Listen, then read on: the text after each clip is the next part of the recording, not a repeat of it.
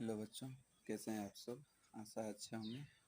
आज फिर से हम अपने यूट्यूब चैनल पे आ चुके हैं बहुत दिनों के बाद। तो आज हम बेसिकली पढ़ने वाले हैं वॉइस चैप्टर, जो कि आपका ग्रामर का चैप्टर है और इम्पोर्टेंट है। और ये कॉम्पिटिटिव एग्ज़ाम में ही बहुत ज़्यादा पूछते हैं ना। उसके बाद आपका इंटर में तो 5 से 7 क्वेश्चंस आते ही हैं। इस चैप्टर को शुरू करने से पहले आप थोड़ा कुछ इसके बारे में जान लीजिए। कहाँ पे वाज, कहाँ पे वेयर, कहाँ पे हैज़, कहाँ पे हैव, ये सारी चीज़ें लगती है ना। चलिए तो शुरू करते हैं, ठीक है। सबसे पहले जो है यहाँ वाज का जो प्रयोग है किस किस चीज़ें में होती है सो देख लीजिए। आई, ही, सी, इट और वन नेम और सिंगुलर थिंग्स के साथ वाज का प्रयोग करेंगे। अब बात आती है आई और ही, सी, इट, इसका तो मतलब आप समझ गए होंगे। सिंगुलर थिंग्स का मतलब होता है जो कि एक वचन होता है। एक वचन का मतलब हो गया कि जैसे कुर्सी, बिल्ली, कुत्ता, ये सब सिंगुलर हो गया ना। और वेयर का प्रयोग you, we, they, two plus names और प्लूरल थिंग्स, मतलब अब ये प्लूरल का मतलब हो गया क्या, कुर्सियाँ, बिल्लियाँ, ये सारी चीज़ें ना। ये थी वाज और वेयर का प्रयोग। अब नीचे आते हैं थोड़ा हैज और हैव का प्रयोग। अभी इन सभी चीज़ों का प्रयोग आगे हमको देखना होगा ना। चलिए हैज़ का जो प्रयोग कर देंगे, ही, सी, इट और वन नेम में हैज़ का प्रयोग करेंगे। हैव का प्रयोग कर देंगे यू, आई, वी, दे और टू प्लस नेम्स। इसमें भी सेम रहेगा, सिंगुलर थिंग्स यहाँ भी आ जाएगा, प्लूरल वाला यहाँ भी आ जाएगा ना। अब एक और चीज़ आती है नीचे, आई या वी के साथ सेल का प्रयोग करेंगे। आई और वी दोनों के साथ ही किसका प्रयोग, सेल का प्रयोग। बस दो ही के साथ सेल का प्रयोग करना है, बाकी सबके साथ विल का प्रयोग करेंगे। ये तीन चीज़ें आपको याद रहनी चाहिए, जो कि बेसिक इंग्लिश का पार्ट आता है। अबाउट आपका 5th या 6th क्लास में क्लियर रहना चाहिए सब चीज़ें, ठीक। और अगर फिर भी अगर आप नहीं समझ पाते हैं तो आप मेरा नाम हुआ आयुष पहल। आप इस कॉन्टैक्ट नंबर पे आप हमको व्हाट्सएप पे कोई भी क्वेश्चंस भेज सकते हैं जो इंग्लिश से रिलेटेड हो, ठीक। चलिए तो अब वॉइस को शुरू किया जाए। चलिए, वॉइस जो होता है बेसिकली दो प्रकार का होता है वॉइस। एक होता है आपका एक्टिव वॉइस, एक होता है आपका पैसिव वॉइस। एक्टिव वॉइस को पहचानेंगे कैसे, पैसिव वॉइस को पहचानेंगे कैसे, वो देख लीजिए। एक्टिव वॉइस का पहचान करने के लिए वर्ब का पहला, दूसरा, तीसरा, चौथा, पाँचवा, ये सभी चीज़ें रह सकती है तो किस वॉइस में, एक्टिव वॉइस में। लेकिन पैसिव वॉइस में हमेशा रहेगा तो वर्ब थ्री ही रहेगा। पैसिव वॉइस का मतलब ही होता है वर्ब थ्री। और ये वर्ब थ्री जो है किसके बाद रहेगा ये भी देख लीजिए। Is, am, are, was, were, be और बीन, इस सब चीज़ के बाद अगर वर्ब थ्री है तो समझेंगे वो पैसिव वॉइस में है। और अगर इस सभी चीज़ें के बाद वर्ब थ्री नहीं है तो समझेंगे पैसिव वॉइस में वो सेंटेंस नहीं है। कितने टीचर्स बताते हैं कि बाय जब रहेगा तो पैसिव वॉइस में होगा, जो कि गलत है, सरासर गलत है। बाय रहना पैसिव वॉइस का निशान है। ये 80% या 70% तक ही आपका सही होगा, फुल्ली सही नहीं हो पाएगा, ठीक है।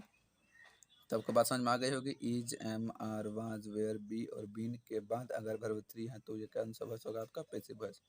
बाय के बाद एजेंट को देना ज़रूरत है, ठीक है। इसका एक हिंदी एग्जाम्पल समझते हैं कि एक्टिव वॉइस पैसिव वॉइस दो क्या बला है, ठीक है। जैसे कि मैंने कहा मैं एक पेड़ काटता हूँ, ये आपका एक्टिव वॉइस हो गया। और फिर से मैंने कहा पेड़ मेरे द्वारा काटा जाता है, ये पैसिव वॉइस हो गया।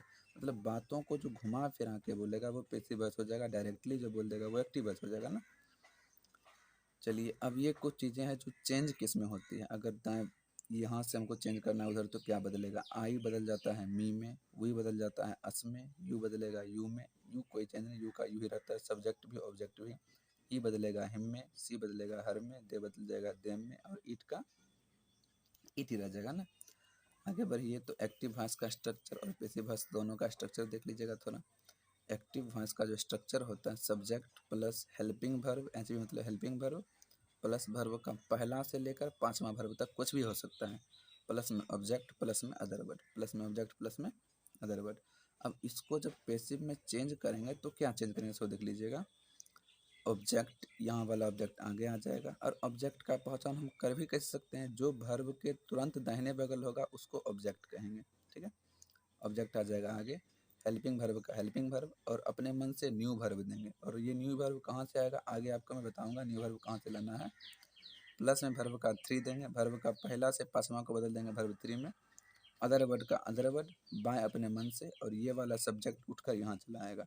बेसिकली ऑब्जेक्ट यहाँ से उठ के यहाँ आएगा और सब्जेक्ट यहाँ से उठ के यहाँ चला जाएगा ना। चलिए अब देखिए चेंजिंग रूल। ये चेंजिंग रूल आपका यूट्यूब हिस्ट्री पे सबसे पहली बार बताया जा रहा है, जो बिना टेंस का है। मैं जो हूँ बिना टेंस का पूरे वॉइस आपको बताऊंगा टोटल ट्रिक के साथ। आप अभी तक यूट्यूब पे कोई भी टीचर ने ऐसा नहीं बताया होगा, ये मेरी गारंटी है। तो देख लीजिए ट्रिक, रूल क्या है इस ट्रिक का, ठीक है। रूल नंबर फर्स्ट, वर्ब का पहला या पांचवा चेंज होता है इज में, एम में या तो आर में। वर्ब का पहला या पांचवा इज में, एम में या तो आर में ना। अब देखिएगा ही इट्स ए मैंगो। अब ये इट्स हो गया वर्ब का पांचवा रूप, और हम जानते हैं वर्ब के तुरंत दाहिने बगल वाला ऑब्जेक्ट होता है, ऑब्जेक्ट आ जाएगा आगे। ए मैंगो था, ए मैंगो आ गया। अब ए मैंगो के साथ इज या एम या आर तो लग जाता है इज, क्योंकि एक आम है, एक आम के साथ इज लग जाएगा। इट्स का तीसरा इटेन हो गया। बाय अपने मन से ये वाला फॉर्म लग जाएगा, बाय बाय अपने मन से लग जाएगा। और ही का क्या हो जाएगा, सॉरी यहाँ पे ही का हिम हो जाएगा। ही का यहाँ पे हिम होगा, मी नहीं होगा, मी तो आई का होता है ना। ही का हो जाएगा यहाँ पे हिम, करेक्शन के लिए सॉरी। आगे देखिएगा यू ईट मैंगोज। अब ये मैंगोज है, मैंगोज आ जाएगा आगे, मैंगोज के साथ लग जाता है आर, तो यहाँ पे आर। ईट का तीसरा इटेन, बाय अपने मन से, और यू का यू हो जाएगा, ठीक है। आगे देखिएगा रूल नंबर 2 पे आइए। वर्ब का दूसरा बदलता है वाज या वेयर में। एग्जाम्पल के लिए he helped me, he helped me, उसने मेरी मदद की। अब ये मी जो है वर्ब के दाहिने बगल है, तो मी का जब शुरू करेंगे तो मी का शुरू हो जाता है आई। मैंने आपको तुरंत बताया था, ये देखिए मी का शुरू क्या होता है आई, इसी पर से इसको फॉलो करेंगे ना। चलिए मी का फर्स्ट हो जाएगा आई, और आई के साथ लगता है वाज। अब यहाँ पे इज एम आर क्यों नहीं दिए, क्योंकि वर्ब का दूसरा है, और हम जानते हैं वर्ब का दूसरा बदलता है वाज या वेयर में। आगे देखिए वाज हेल्प्ड, तो हेल्प्ड बाय अपने मन से, और ही का बदल जाएगा हिम में। एक और question, we played cricket in the field. अब ये क्रिकेट हो गया ऑब्जेक्ट, क्रिकेट आ जाएगा आगे, क्रिकेट को आगे ले आए।